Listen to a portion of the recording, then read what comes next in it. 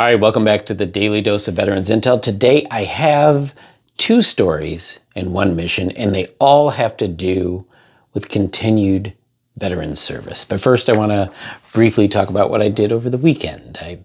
I was a facilitator at California Legion College, and we had such a great class. And my takeaways from this: one, it is better for you and the organization if you learn more about the organization. You learn about its history. You learn its why for existence. You learn how to navigate its culture and its rules in the form of bylaws. You learn how to affect change in the organization instead of just bowling through with, "This is screwed up, this is messed up, I can't believe, why aren't we doing it this way?" You'll learn to say things like, "Have we ever considered trying this?" So that you don't insult the people that you are hoping to influence. All right, let's get into it. Story one, and this comes from WMUR in New Hampshire. This is Organizations Infiltrate Hate Groups operating in New Hampshire. We trained veterans how to conduct open source intelligence research so we can impose legal, social, and economic costs on extremists who are out there doing harm to our communities, says Christopher Goldsmith of Task Force Butler. Goldsmith is an Iraq War veteran who launched the nonprofit organization as a means to serve his country in a new way. The vast majority of our work at Task Force Butler is remote, anonymous, and entirely passive, Goldsmith said. Goldsmith and his team of volunteer veterans across the country go undercover to infiltrate hate groups. Some groups have extremely strict vetting that requires real proof of identification, like basically a resume, he said. Those would be like the QAnon militia affiliated types. Goldsmith said some groups, mostly neo-Nazis, want to keep each other anonymous. He explained how he would interview to become a member of the group. "So I'll be vetted into one of these organizations over video chat while I'm wearing a mask and basically just spouting off anti-Semitic racist nonsense that makes me sound like one of them. And often, once they see that I've got blue eyes, they're like, okay, you're good, you're in." So this is a story about veterans really serving their community, state, and nation by working with law enforcement to eradicate the toxicity of extremist groups that exist still in 2023 for some reason. They are putting themselves at risk of bodily harm, probably harm to their family, and they're doing it for people that are not exactly like them. They are stepping up to help people who don't have the capability, in this case, to help themselves. I can't go infiltrate the KKK. That would be very difficult. I'm an amazing actor, but I don't have that kind of skill. These individuals can do that. They can go in, they can get that intel, and they can give it to people who can do something to stop the hate. So my hat goes off to these people. Thank you so much, Task Force Butler. Story number two. U.S. Special Forces veterans team up in Israel to help Americans evacuate as Gaza crisis worsens. This is from Stars and Stripes. The former Special Operations Forces that helped evacuate Americans from conflict zones in Afghanistan and Ukraine are now in Israel, rushing hundreds of U.S. citizens to safety as the region plunges into war.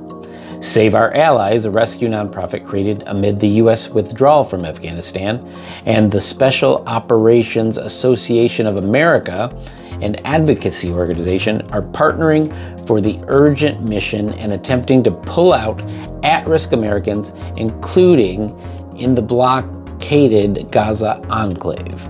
We all spend a lot of time at war, and now we're trying to use the skills of operating in a war zone and the intelligence community to try to help people, to try to save folks where possible, said Alex Plitsas, an Army veteran and SOAA board member. Teams of U.S. military veterans, most of them from Special Forces, landed in Israel and nearby countries shortly after the Gaza-based Hamas militant group carried out sweeping massacres on October 7 that killed about 1,400 people. At least 30 Americans died in the attack, and another 13 are missing. So these are veterans. They've served their time in war, and now they're going back to a war-torn country because they cannot help themselves from serving their country and fellow Americans. They can't help themselves. It's embedded in them. This amount of goodness needs to be celebrated. Now, I don't know what kind of civilian awards that they may be entitled to, but I hope someone is paying attention and putting them up for that kind of recognition. They should have some of the valor-based awards that we give out to civilians. I think they are more than deserving, and I think they are setting an example for service after service in continued service. My third story is not a story, it is a mission, and it is about you. It is about you because you have the power. I don't care if you're a veteran. I don't care if you're in a veteran organization as an auxiliary or sons or whatever you are doing. You have the power to be a hero yourself. Now, we talked a little bit about this last week, but let's dig a little. Let's take another tack on this and see what we're talking about. How can you become a hero? You can join a veterans organization like VFW, DAV, the American Legion, etc. if you are an honorably serving veteran and meet the other criteria of the individual organizations. You might be able to join even if you did not serve. That's what the auxiliaries and sons and whatever other people call their non-veteran members. Because you were related, your offspring, descendant, something like that. Check with each individual organization, because those programs and affiliated organizations are really important to the mission, and you're going to see why later, because we really need everyone's help. And even if you aren't eligible for any of that, you can still be a friend, and we can still utilize your help. Participate in service with that organization and influence them to do even more. When they do things, please show up.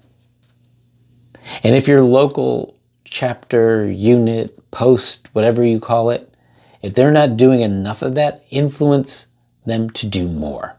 Offer to help them do more. Don't just say, you know what you really need to do is you need to do more. Step back and say, what is it that I can do to help facilitate the advancement of goodness in our community?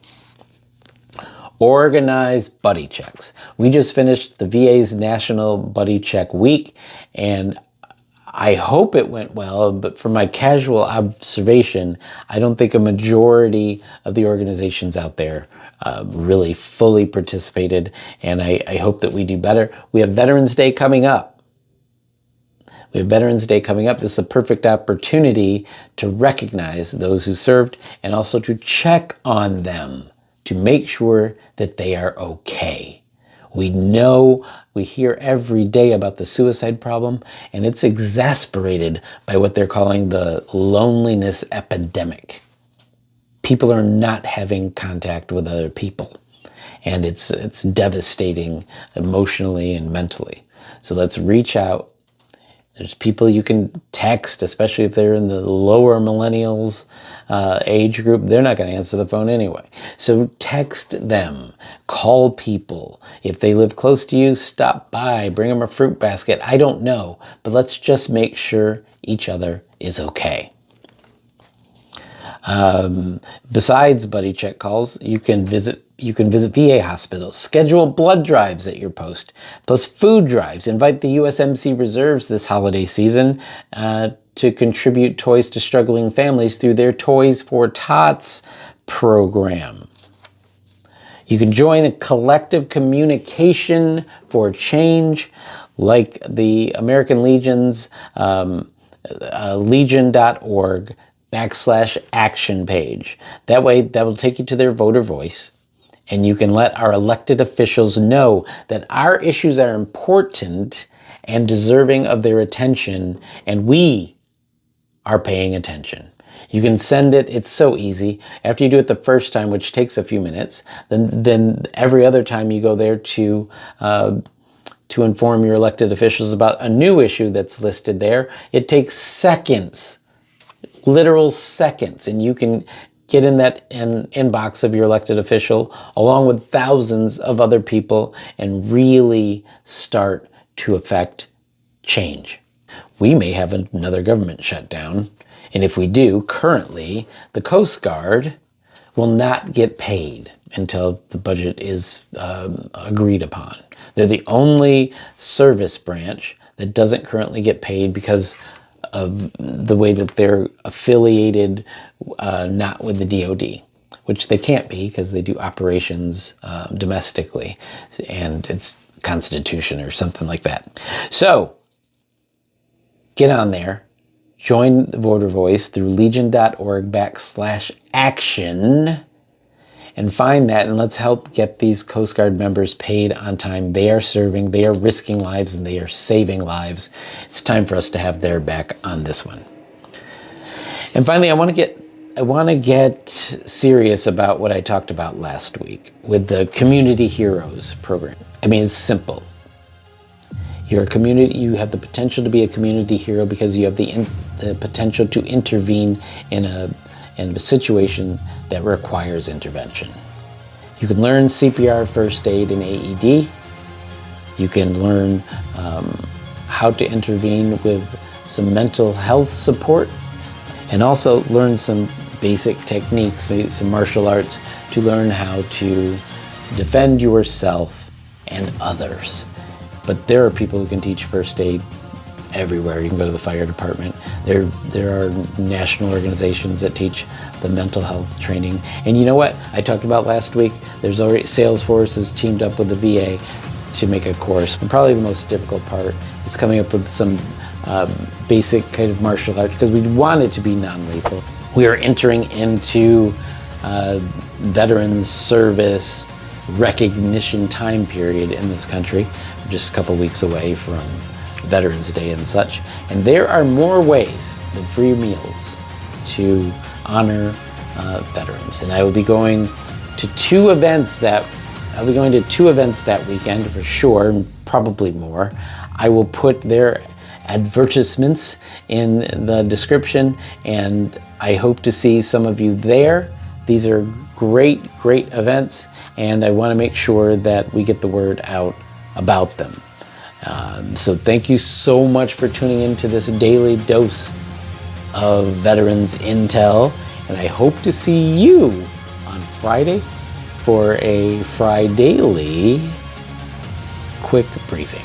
And also every Tuesday, I'm going to be right here on the Daily Dose of Veterans Intel full episodes. Thank you so much. Take this intel out there with you. It is classified as crucial and need to know for everyone. So you do not have to keep it to yourself. I will see you later this week.